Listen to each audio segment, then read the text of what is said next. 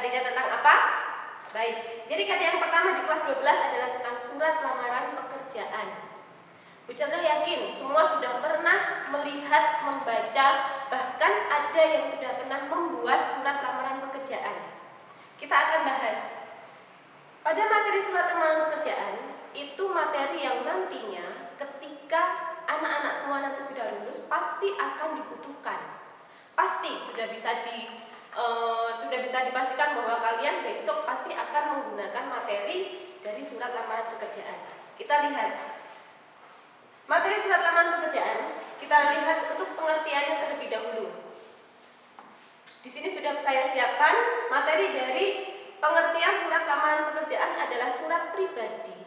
Itu surat pribadi karena ditulis oleh perseorangan, ditulis oleh pelamar kerja dan ditujukan kepada instansi atau lembaga dengan bahasa formal atau resmi. Itu surat lamaran pekerjaan. Kenapa di sini dituliskan dengan bahasa formal atau resmi? Walaupun surat pribadi, tapi ini sifatnya adalah kedinasan. Secara otomatis menggunakan bahasa harus formal atau resmi. Itu pengertian dari surat lamaran pekerjaan. Berikutnya, kita lihat jenis-jenis surat. Nanti setelah kita pelajari jenis surat, anak-anak semua akan tahu, oh, surat lamaran pekerjaan itu masuk ke dalam jenis yang mana? Ada dua jenis surat. Yang pertama adalah surat pribadi, yang kedua adalah surat dinas. Kita dalami satu persatu. Untuk surat pribadi adalah surat yang ditulis pribadi untuk pribadi lain. Jadi ditulis perseorangan untuk orang lain. Sifatnya bagaimana? Bahasanya santai, akrab, tapi tetap sopan. Itu namanya surat pribadi. Yang kedua, surat dinas. Surat dinas merupakan surat yang ditulis atas nama pribadi mewakili lembaga atau instansi.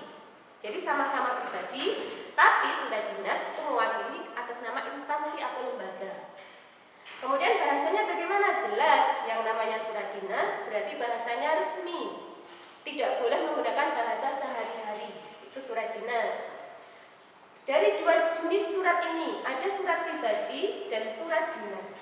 Secara otomatis dilihat dari pengertiannya, artinya surat lamaran pekerjaan termasuk ke dalam jenis surat pribadi resmi. Surat pribadi tetapi dengan bahasa yang resmi atau bahasa kedinasan.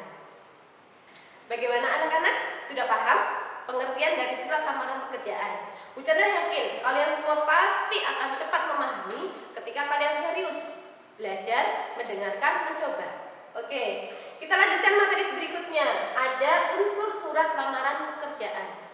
Jadi, dalam surat lamaran pekerjaan itu ada 9 unsur. Akan kita pelajari satu persatu. Mulai dari unsur yang pertama.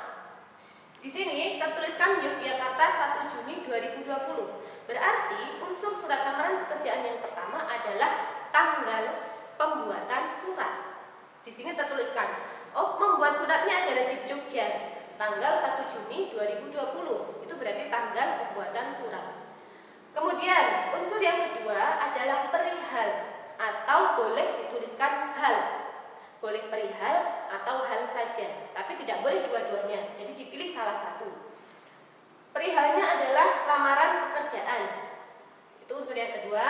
Unsur yang ketiga adalah lampiran.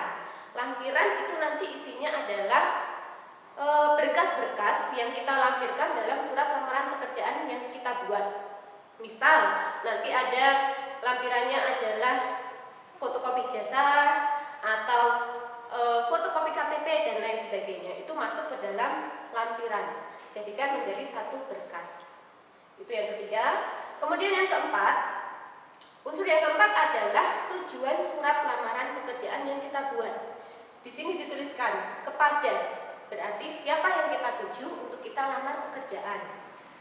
Kepada, di sini dituliskan kepada siapa dan alamatnya di mana. Itu yang keempat. Yang kelima. Yang kelima di sini dituliskan adalah dengan hormat. Dengan hormat di sini adalah unsur salam pembuka. Jadi salam pembuka dalam surat lamaran pekerjaan yang umum adalah dengan hormat.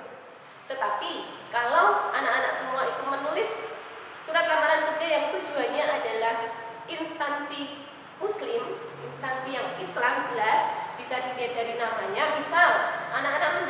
menjadi guru di SMK Muhammadiyah 1 Yogyakarta. Itu kan jelas instansi muslim. Maka di surat salam pembuka boleh diganti dengan Assalamualaikum warahmatullahi wabarakatuh. Gitu. Jadi pilihannya bebas. Yang penting kita sesuaikan tujuannya untuk siapa. Begitu. Kita lanjutkan. Untuk unsur yang keenam adalah kalimat pembuka. Kalimat pembuka ini adalah pengantar.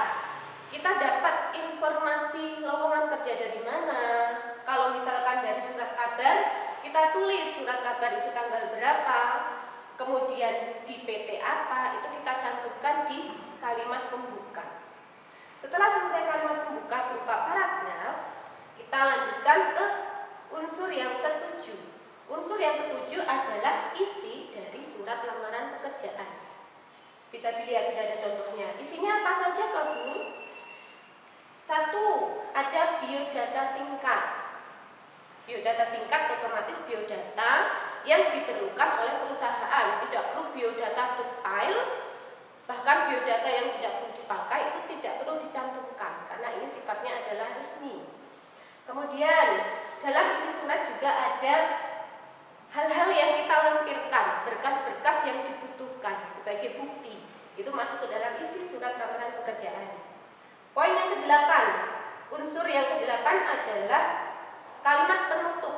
Kalimat penutup surat lamaran pekerjaan. Di sini isinya adalah harapan kita supaya dapat diterima, dapat bergabung di perusahaan atau di instansi yang dilamar di atas ini. Itu yang ke-8. Yang terakhir anak-anak, jangan lupa setelah selesai menulis surat lamaran pekerjaan, yang paling penting adalah poin yang ke-9. Jangan sampai tidak ada tanda tangan dan nama terang, karena itu sebagai bukti bahwa ini adalah langsung dari orang yang bersangkutan, ada tanda tangannya dan jelas itu namanya sesuai dengan biodata. Baik, dari 9 unsur yang sudah kita pelajari bersama, paham semua? Yakin, semuanya pasti akan paham ketika mempelajari, memperhatikan itu dengan serius, dengan sungguh-sungguh. Baik anak-anak semuanya, materi hari ini tentang surat lamaran pekerjaan, poin, pengertian, dan unsur sudah kita pelajari bersama. Bu Chandra berharap, walaupun kita pembelajarannya daring seperti ini, harapan saya kalian semua paham.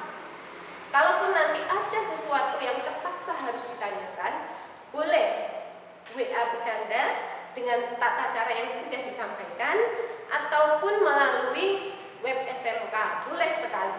Kami sangat terbuka ketika anak-anak masih penasaran, ingin bertanya, dan masih ingin belajar banyak. Mari sama-sama kita belajar bersama Bu Chandra, atau nanti yang bersama Bu Rahma atau Bu Nurul, kita akan belajar bersama. Baik anak-anak sekalian, cukup sekian dari Bu Chandra. Kita akan bertemu di materi berikutnya, masih dalam surat lamaran pekerjaan. Saya akhiri, Assalamualaikum warahmatullahi wabarakatuh.